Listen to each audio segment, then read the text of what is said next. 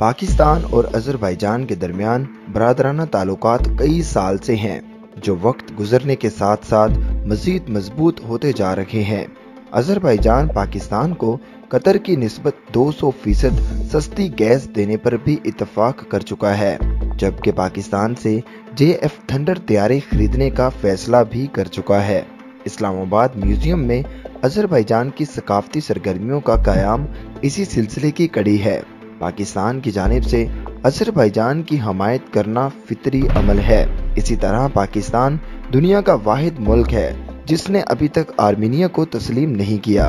Senior तज्जियाकार Mubashshir Lukman का अपने तबसरे में मजीद कहना है कि अजरबैजान के शहरी पाकिस्तान और तुर्की से मिलने वाली मदद पर इस कदर परजोश हैं कि पाकिस्तान और तुर्की के झंडे लहराए, जबकि पाकिस्तान में तैनात सफीर ने एक तस्वीर शेयर की है जिसमें बाकू के शहरियों ने अपने घरों की बालकनियों पर तुर्की और पाकिस्तान के परचम भी लगा रखे हैं।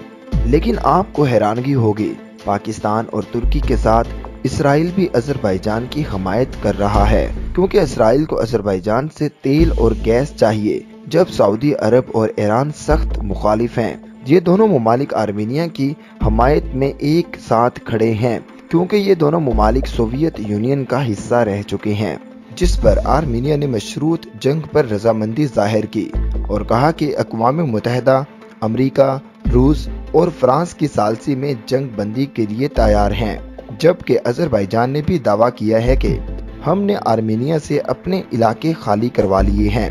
दोस्तों, मजीद इस तरह की वीडियोस देखने के लिए हमारे चैनल को सब्सक्राइब कर लीजिए।